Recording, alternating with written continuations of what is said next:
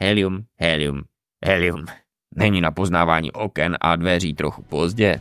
No jinak nakonec. Čepéro. Jak jsme dělali helium? Úplně jednoduše.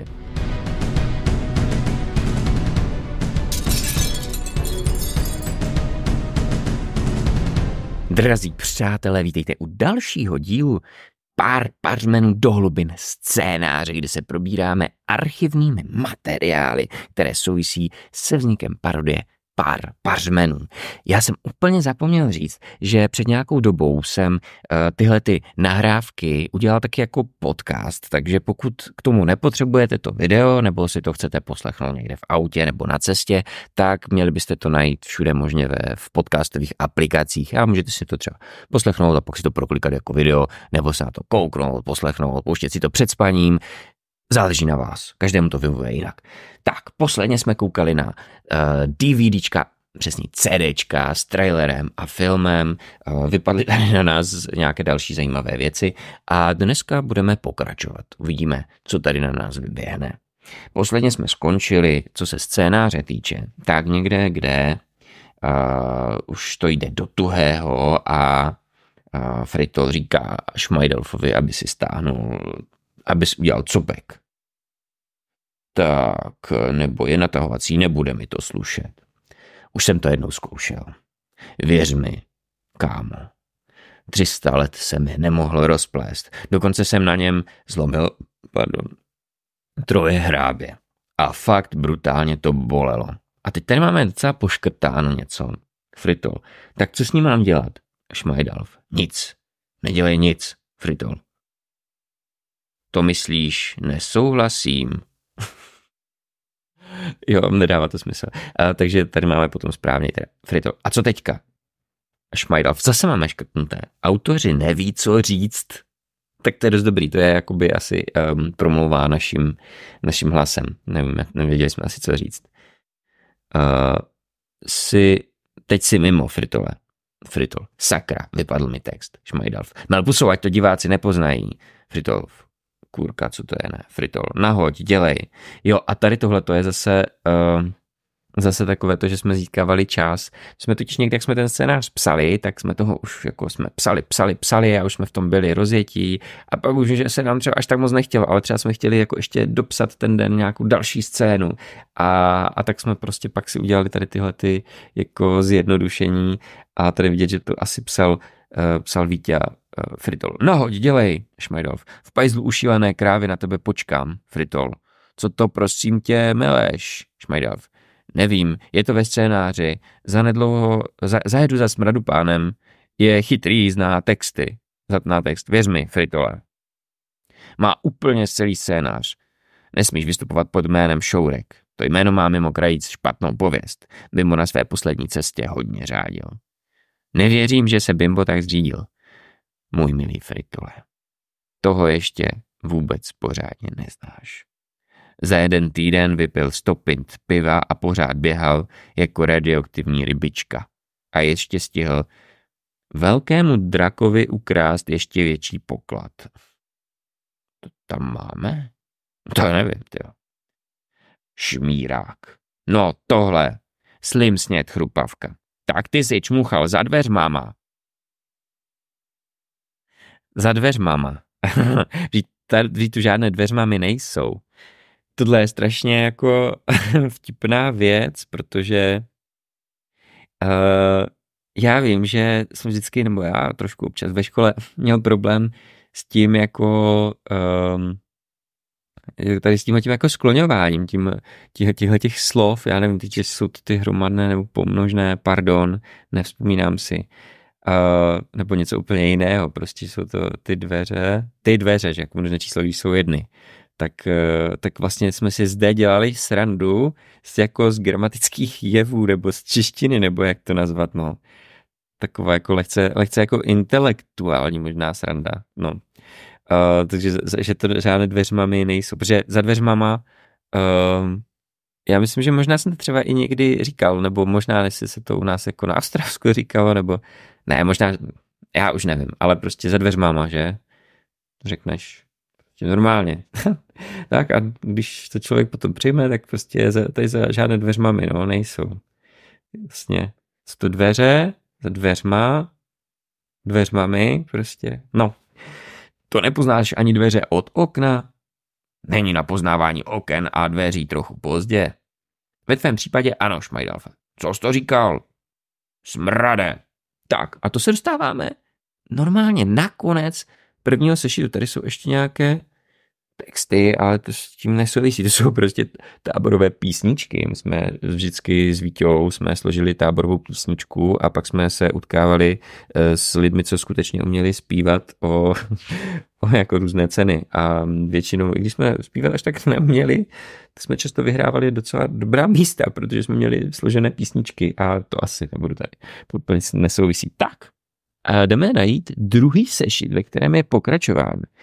Tady máme ještě, celkem jsou 3, takže, tady, nejdříve jsme to měli prostě jen takovýho jako úplně obyčejný, a pak už jsme začali číslovat. PP sešit číslo 2 a PP sešit číslo 3. Ty sešity, ty už jsou taky jako, tady asi není jako rok výroby, ale KČS 0,40, krkonošské papírny hostinné. Protože moje babička a dědeček tak učili ve škole, takže měli jsme doma spoustu školních sešitů. Tak, sešit číslo 2 a já se hned koukám, že tady zase něco na nás vypadlo. Nějaký papír.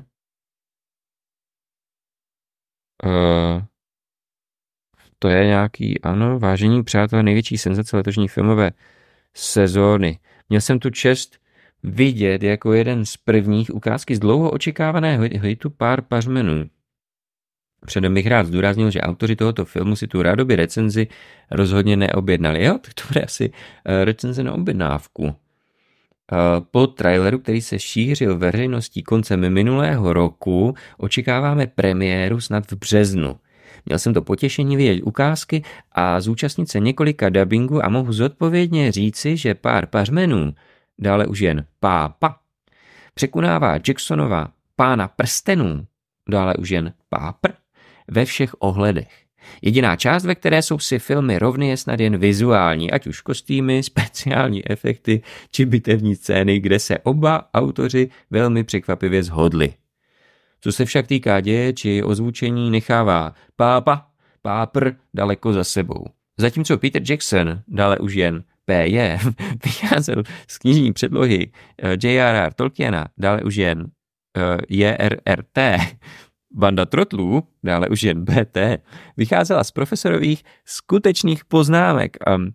Někdo v jednom z videí psal, že se Tolkien asi otáčí v hrobě, tak asi se otáčí ještě víc. Jestli máte někdo dynamo a víte, kde leží, tak to na to napojte, nepotřebujeme žádné elektrárny.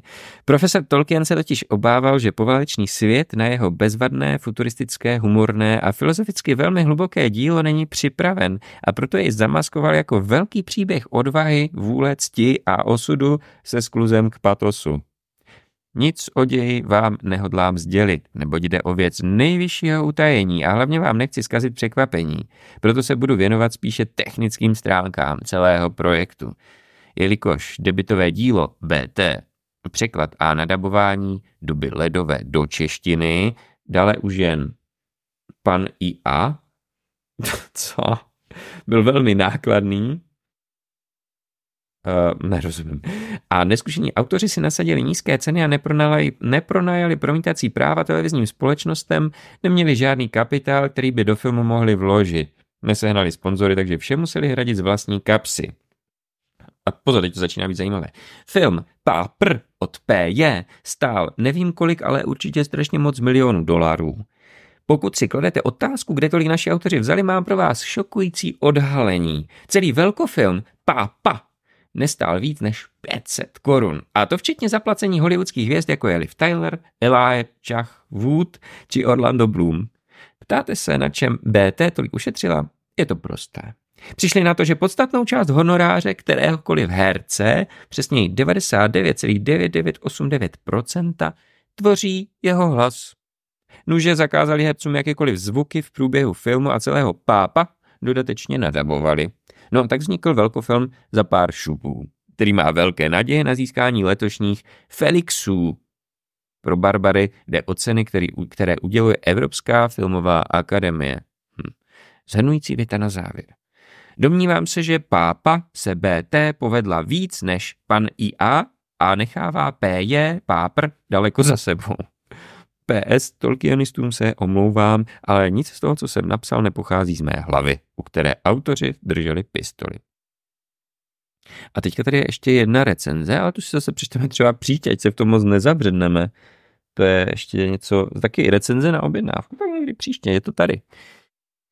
Mám strašně rád veselý básničky, Šmajdalf. Co jsi slyšel? Tak mluv. Nic důležitého. Jen o nějaký pařbě, o temné garáži a Ringoušovi. Ale co je to, prosím vás, ta garáž? Prosím, vysvětlete mi to. Garáž. To je to místo, kde si lidé parkují své koně. Šmajdalf. Tak pojď, Slimé, Fritol ti jednu garáž ukáže. Pozor na bigbyťáky.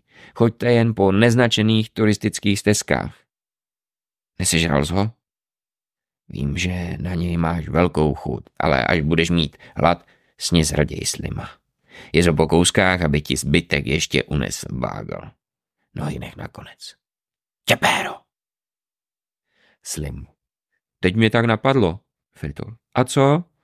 Co vám to Šmajdalf říkal těsně předtím, než odjel? Neboj se, Slimé. Chceš vědět, co mi říkám? To máš blbý. Tady máme Šmajdalf, hranatý závorka, ještě jednou instrukce před cestou. Jo, a pak tady máme Smradupán. Co zase chceš, trotle? Jak jsme dělali helium? Úplně jednoduše. Protože já jsem vlastně, když jsme to dabovali, když jsem to pak upravoval, tak jsem používal program Cool Edit Pro 2.0. Dneska už je to Adobe Audition a tenhle ten program měl, kromě toho, že měl nástroje na odstranění původního toho dialogu, i když v dnešní době už to bude mnohem jednodušší díky různým AI nástrojům, tak tenhle ten nástroj měl i takový ten pitch shift, to znamená zvýšení hlasu. No a tak jednoduše prostě jsme použili na zvýšení hlasu tady tohleto. No a možná ve vzduchu ještě zůstává otázka, kdo teda vlastně daboval toho Smradupána. A Smradupána jsem daboval já. Je to tak. Tak, teď už je to venku. Nějak jsme to tajili, aby kolem toho bylo nějaké trošku tajemno. Stejně možná jako trik se špičatým kloboukem, který... to jsem vám neměl říkat. Tak Smradupána jsem daboval já. Takže kdybyste si vzali ten zvuk možná a zkusili ho zase jako vrátit zpátky, tak možná uslyšíte můj hlas. Zase scénář. Přesně. Co jsi zase zapomněl? Já to budu číst takhle, jestli vám to nevadí, já tady nebudu dávat žádný filtr. Text k obrazu 49 816 až 51 100. A pozor, a tady tohleto jsou skutečně jako není to úplně obraz v tom smyslu filmovém, ale jsou to, myslím si, že framey, ve kterých se zobrazují ty titulky, o kterých tam říká vlastně Šmajdalf, že zapomněl scénář a divatlá pusou a nikdo to nepozná. Takže tady tohleto jsou skutečná čísla těch titulků v tom formátu, v jakém byly. Tak to seš teda v rejži. Ty jsi zase fetoval helium, že? Já to nechápu. Měl bys to taky zkusit. Myslím, že bys měl trávu na chvíli vynechat. S heliem se to nedá kombinovat. Abych mluvil jako velký fousatý úchyláček čuchající helium? Úchyláček? Myslíš si, že jsem úchylák? Sehnal jsem takový velký hrací šutr. Je tam velký divný obrázek. Někdy se mnou dokonce i chvilku povídá. I mluví chvilku povídá. Možná se mi za chvíli ozve. Nechce si s ním taky pokecat. Je sice z bazaru, ale je to kvalitní japonská práce. Neměli jsme tam, že to je od Vietnamců náhodou? Tím zase omlouvám teda všem zase lidem z vietnamské komunity, protože bylo to vlastně narážka na to, že vlastně v té době si myslím si, že začaly různá vietnamská tržiště a většinou ta kvalita toho zboží, myslím si, že nebyla až tak velká. Výhodou bylo, že to bylo vždycky levné, takže je to takovýhle, jako, byla to asi narážka na to. Říká se tomu, a teď tady máme, to je jako dost zvláštní, že máme tady vlnovky. Normálně tady jsou, říká se tomu a vlnovky. Prostě asi jsme nevymysleli, jak by se tomu mohlo říkat, jak jsme tady dali vlnovky a prostě on tam pak ten správný fan říká, jak se jako nevím. Šmajdalfe, viděl jsi někdy Teletubbies? Tady mi to přijde jako docela dobrý vlastně zvrat najednou, že jako říká se tam jako řeší se tam něco prostě, vypadá to, že to jako bude gradovat do něčeho takového jako hutnějšího, i když samozřejmě Smradopán mluví jako prostě s Heliem a najednou tam prostě Teletubbies. A je jasné, že to jako nebude úplně navážno. A tady vlastně jsme to zase snažili udělat jako velký kontrast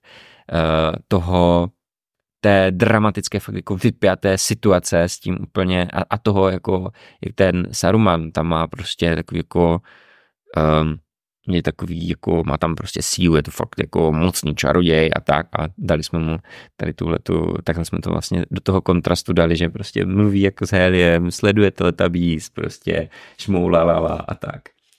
Jasně, včera. Dneska byl skvělý díl. Tady máme skvělý psáno SQJELI. Ale Lála mě pěkně nasral. Nasral? Urval dipsimu anténu. Lála je super. Šmoulo. Výstražně. Já jsem šmoulinka. Šmajdov, to je ten tvůj a zase to tady máme jenom prostě s vlnovkou. To je ten tvůj vypadá fakt tvrdácky. Zichar. Stál mě celé 3 balonky helia. Fakt skvělý design. A má to Dolby Digital? A jede to na elektřinu? Elektřina je zastaralá. Moderní mechanika funguje na helium. Helium. Ve sklepě jsem si založil heliovou komoru. Slyšel jsi už o heliocentrické soustavě?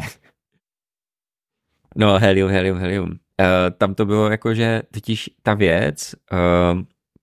my jsme totiž to vlastně, to, že tam je to Sauronovo oko a tak je to vlastně, jsme tady z toho Palantíry to, pardon, nevím přesně, tak jsme z toho udělali, že to je jako reproduktor a zároveň je to teda i jako, že to dělá nějaký zvuk a tak, že to hraje, proto ten Dolby Digital. No a prostě posedlý heliem, že jo, to je vlastně nějaká jako substance, ze které všechno jako čerpá tu svoji sílu. Nepřeháníš trochu? Umím se ovládat. Nechceš to taky zkusit? Nikdy. Pro všechno helium na světě alespoň jeden nádech. Uvidíš zlaté prase. Netlem se na mě, stejně neodoláš. Co to tady smrdíš, šmajdalfe? Vyber si někdy svůj plášť. Já teda ještě, co to tady smrdíš, mi přijde úplně jako takový ten jako, taková ta esence toho humoru prostě, protože člověk čeká, co to tady smrdí, že bude prostě, co to tady smrdí. A prostě tam je to š na konci, které to úplně povyšuje na další úroveň. To je stejně jako, nevím, 1, 2, banán. Vlastně vybudování toho očekávání a nakonec tam střelení něčeho, co s tím úplně nesouvisí, kdy to prostě, a pak to prostě člověku poletá nějak v mozek a najednou se z toho směje. No, banánu jste se možná nesmáli, chápu, ale to prostě to takhle jako funguje humor, no, asi. Já si myslím, že se dá, teď se vlastně dostávám do toho, že teda vysvětluji humor, takže to přestává být vtipné, takže se omlouvám, ale třeba je to zajímavé aspoň jako nostalgické vzpomínání. A tímhletím se možná rozloučíme a příště budeme pokračovat. Zase děkuji za pozornost, určitě pište dále komentáře a své zážitky k Pár pařmenů, já si to moc rád si to čtu, všechno si to čtu a můžete si objednávat trička na párparmenů.cz a tak. Přeju hezký den a hnusné počasí nebo pěkné počasí, co vám vyhovuje. Tak zase na viděnou příště.